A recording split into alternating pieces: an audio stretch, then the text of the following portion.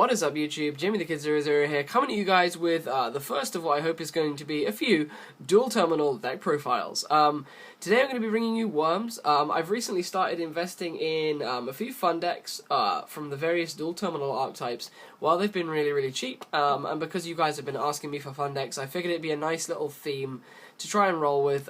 Each time a paycheck comes in from work or from YouTube, I've been deciding to invest a little bit of that back into the channel and pick up a Duel Terminal deck of a deck which really is quite unpopular. So this was one of those choices that I got off a friend, but I'm usually buying from places like Troll and Toad in bulk. I currently have Ice Barriers and Naturias on the way, and I plan on picking up a few more fun concepts for you guys to watch. And let me know if you like these concepts as we go through the various deck profiles. The first one that I'm going to be doing for this kind of continuation, I don't know how often they're going to be, is going to be Worms.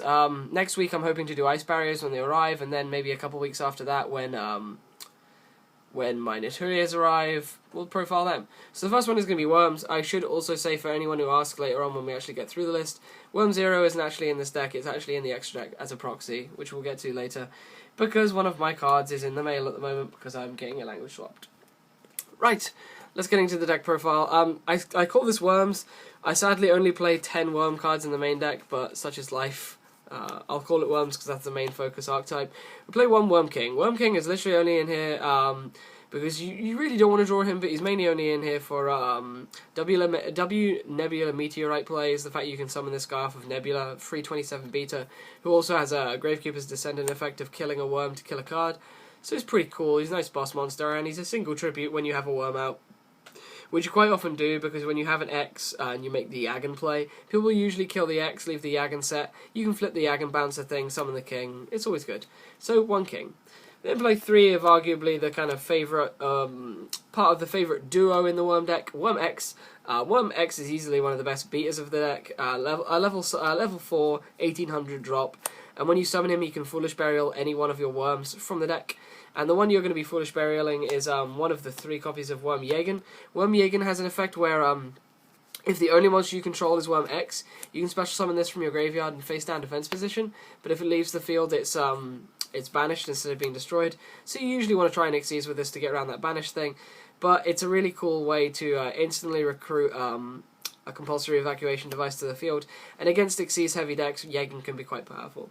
And then play triple Cartaros. Cartaros has a flip effect which reads, add one level 4 or lower reptile type worm monster from your deck to your hand. So you just use your Cartaros to recruit your X, and you can recruit your Yagan if you feel you need to just go straight to the Yagan, or you don't have any X's left.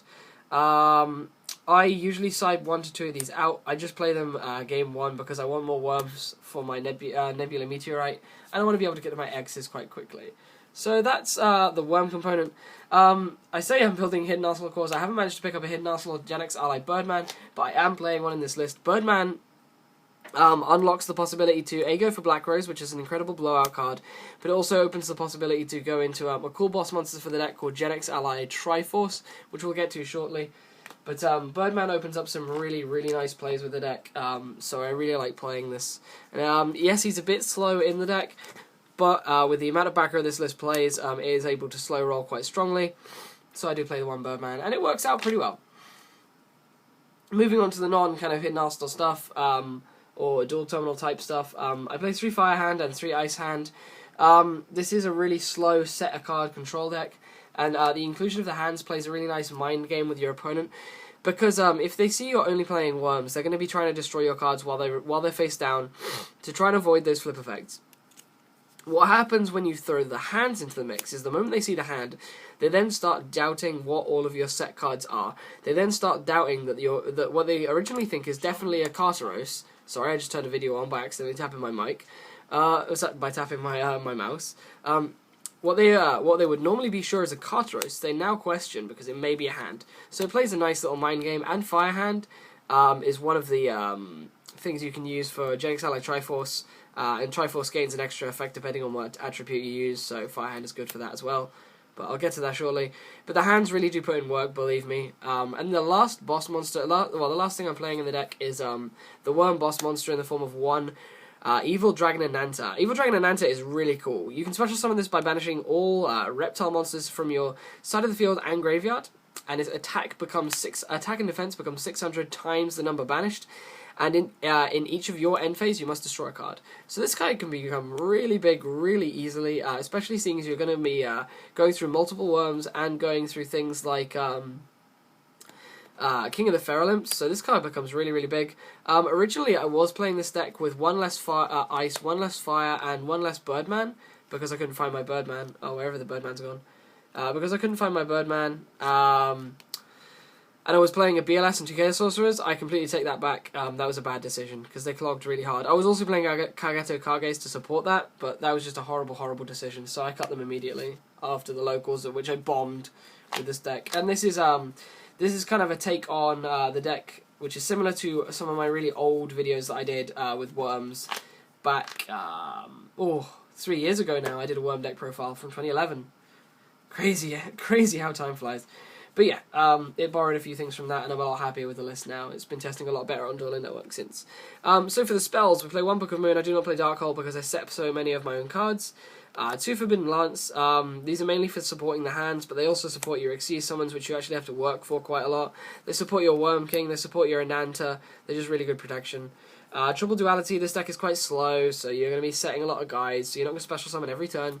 So Duality is really strong. I'm playing double Heatwave. Heatwave is a really interesting card. It's like Cold Wave, ironically, by the name. This card can only be activated at the start of the main phase 1. And neither player can normal or special summon an effect monster until your next draw phase. So what you do is, with this, if you have a slow hand, which you usually will, you just set a worm or set a hand, and, well, you play this and set a worm, set a hand, and pass, and it basically says your opponent can't go off next turn. It says that your opponent cannot do anything. They can't make Dweller to deal with that hand, they can't Xyz, they can't do any of that unless they're like Xyzing 2 normal monsters to make Gem like Pearl. They literally just have to set a guy and pass, which basically forces your opponent to freeze, gives you an extra turn to set up, and I really like this card. So that's the spells. We play a very small spell lineup, but that's really all you need, in my opinion. So that's the spell lineup. And we play a lot of traps, though. So let's get into the traps, because the traps are pretty fun, and we need a lot of protection in this deck, because we're playing very weak monsters. I have to admit this deck isn't that strong, but it's mainly being played because I like to support some of these Duel Terminal archetypes, and let's get into this. So we're going to play 3 of the best card in the deck, hands down, W Nebula Meteorite. And I'm going to explain why this card is so good, because a lot of you aren't going to know about Worms. I'm going to read the effect to you, and hopefully the camera quality is good enough that you can read it with me. Change all face-down monsters on the field to face-up defense position. Cool, free information, especially against h.a.t, so you get to see if their set cards are hands. During the end phase of this turn, change all face-up light reptile-type monsters, which all of your worms are, to face-down defense position. Then draw 1 card for each, so big plus is coming in fast. After that, and there's more, you can special summon 1 level 7 or higher light reptile monster from your deck. And I'm going to mute my computer because someone has sent me I've had a Facebook notification. So just to show you what that means. The reason why I was emphasizing why X is so good earlier is because of the simple play, which is a nice plus, where you can go summon X, send Yagan to the graveyard, and immediately special summon it back by setting it. And you can then set a double Nebula Meteorite from your hand. We're then going to immediately, our opponent, then we pass to our opponent. Our opponent summons a monster. We go W Nebula Meteorite, flipping all of the face-down monsters on the field face up. Yagan activates, bouncing one of our opponent's cards. Cool. So the normal summon has now been used. If they fail to remove these worms from the field at the end of the turn, this then completely resolves in the end phase, setting your cards, drawing 2 cards, and then special summoning Worm King from the deck. If that doesn't sound like a really good 1-card trap, I don't know what you're talking about. It's the 1 card that makes this deck worth playing, in my opinion. So W Nebula Meteorite is crazy good. But yeah, that's why I play that. For the rest of the traps, I play double D Prison because we need outs to the hands. I'm probably going to bump this to 3 with the new list. I mean, this is built for new list format, but I'm still okay with 2 Prison. Also, I don't have a third Super German. But we'll work on that. We'll get through that together. But I feel like 2 Prison is okay at the moment. h.a.t is still a huge deck, and that's what makes me want to play the 3rd. But there are also other decks which this isn't that good against, so Prison's okay. I then play a lot of one-offs. I play 7 one-off traps. I play 1 Offerings to the Snake Deity. This is like Icarus attack for reptiles, except it doesn't tribute the monster, so you can't use it on face downs, but such is life. But Offering is pretty damn cool. 1 Breakthrough skill, because I didn't feel the need for multiples, so it's just in there as the one of. 1 Black Horn of Heaven. I feel the need to shut out a lot of big boss monsters, like Aurea was a big threat at locals. Things like Black Rose, things like Exiton. You just want to be able to shut them right out completely. I preferred this over Traptrix Trap Hole Nightmare because I'm not playing the Traptrix engine, which I was originally. And this gets past Lance, whereas Nightmare doesn't. So, Horn. 1 Compulsory because a generic out to Xyz monsters. 1 Bottomless. 1 Torrential. And 1 Solemn Warning to round off the complete main deck. At 40 cards, I believe, if my math was correct. And I guess I can show you a few of the outtakes. The only other outtakes I have here were these guys, but they've since been removed. And I also have a side deck that I can possibly show you. I noticed it's on my desk and it's still here from the locals, so I'll show you guys what I sided at locals. I play 1, for the extra deck I play 1 Genex Ally Triforce, and we should talk about this guy quickly. He's a level 7 that you can make with any Genex tuner, so Birdman, and any other level 4, because you know Birdman's a 3. This card's effects depend on the attribute of its non-tuner synchro material monsters. If they were Earth, if this card attacks, your opponent can activate spell or trap cards until the end of the damage step. We're not going to use that because we don't play any Earths. However, we do play a Fire. If this card destroys a monster, inflict damage to your opponent equal to the attack of the destroyed monster. Sorry about the awkward jump cut there. My phone ran out of memory and I had to delete stuff. But shall we carry on? We also play lights. All of our worms are lights. So if we use a light to make this guy, once per turn, you can select a light monster in your graveyard and special summon it face down. Now that can be, of course, the all-important Worm Yagan and Worm Cartaros, which revolve around being face down. But it can also, because it doesn't specify a level, special summon your Worm King from the graveyard as well, which is huge because Worm King is your boss monster. So, that's a pretty cool guy. I really like playing him in the deck, and I'm glad I was able to find my Birdman for this profile, because I had to search for it everywhere. And then play 1 Black Rose Dragon, because generic out to everything on the board, and you can make it with Birdman and a guy, so it's kind of cool. So that's the only synchros I play, just to make the Birdman good. For the Xyzes, I play 2 King of the Feral Imps, because we want to be searching out our reptiles. He's just our Gear Gigant. I consider cutting down to 1. I was playing 2 because of Kagato Kage, and if you want more room for an extra like 101 and things like that, I play 1 King, because you can get away with that. And then play 1 Steel Swarm Roach as an out to various Light Swarm builds. 1 Evil Swarm Exiton Knight, that's what this guy's proxying, because my Exiton is still in the post. 1 Diamond Direwolf, instant outs to single cards. Number 103 Ragnar Zero, because hey, wrecking things that have tanky behind them, or wrecking things that have boosted their attack and getting a +1, it's pretty cool. 1 number 101, because 101 is crazy good at the moment. 1 Black Ship, sending is kind of good from what I hear. 1 Constellar Omega.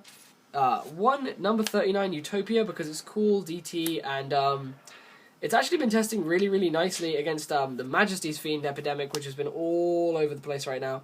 If I can't get into my my Worm King, this guy isn't out to Majesty's Fiend, so Utopia's pretty good. I then play 1 Digusto Emerald, because you want to reset a lot of things like your Worm King. And then 1 Wind Up Zenmeister is something that I'm testing, because it's cool to be able to flip one of your guys, set it face down and have it flip again in the end phase, so you can double flip your Yagans and things like that. So Zenmeister is just something fun that I'm testing. And I'm then playing Felgrand, because I play Xyz Encore, and because I do actually play 2 8s in the main deck, so that's an idea. So I guess I can quickly show you guys through the side deck. I'm going to have to be real choppy about this, and this isn't a side I'd advise playing again, but this is just what I played over the weekend, and it was some fun stuff you could test. I played double Doom Calibanite mainly for the hat matchup. I had a lot of fun with this in the hat matchup, but I used it against Sylvans as well. It was kind of interesting. So, double Doom Caliber, double Fossil Diner, because you can set these. A cool play with these is you can set one, and then when your opponent's going off, you can flip double Nebula Meteorite to change all face down defense position monsters face up. So you just change this guy face up and he destroys all your opponent's guys when they're in the middle of their going off, when they haven't established like their Stardust Dragons and things like that.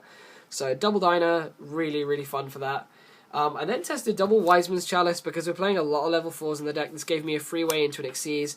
It gave me a way to lock my opponent out of certain cards, especially again in the hat matchup, certain things for their Pots of Dichotomy, or I could Wiseman's Chalice for their Mimelio. Mimelio would trigger destroying one of their back row, and I'd then have possibly their only Mimelio, so their Dianea was dead. So just something I was trying with Chalice. And it's good in other matchups where people play a lot of 4s as well. I used it in Light Swans on some of their one-of names like Erin and Wolf to take away one of their names. So it's kind of cool, a little thing that I was trying. Triple MST because I didn't main any of them and you need them for certain lists. So Triple MST. This is 3xyz Universe because at the time I was playing M7 because I played the Sorcerers, but I'd cut an xyz Universe now for something else. But xyz Universe, really strong. And then triple Needle Sealing, because you set so many cards. Like, Needle Sealing is just so good against decks that just go off. This was so good against Sylvans when I played them at the locals. So, yeah, that brings me to about the end of this deck profile. I hope you guys have enjoyed. I've definitely had a lot of fun testing this deck. It's definitely by no means the best deck in the game. It's definitely by no means a good deck, even. But if you're looking for a bit of fun at our locals, this is definitely something you could play, which would make people question. You've got the surprise advantage. People don't exactly know how to play against it, so you've got those kinds of advantages. So if you want to have a bit of fun, please feel free to pick up this deck. But otherwise, that's about everything I wanted to talk about. This has been Jamie the Kid 00, and I'll see you guys with another Hidden Arsenal deck profile pretty soon, and other Yu-Gi-Oh! Related content even sooner. Peace out. Bye-bye.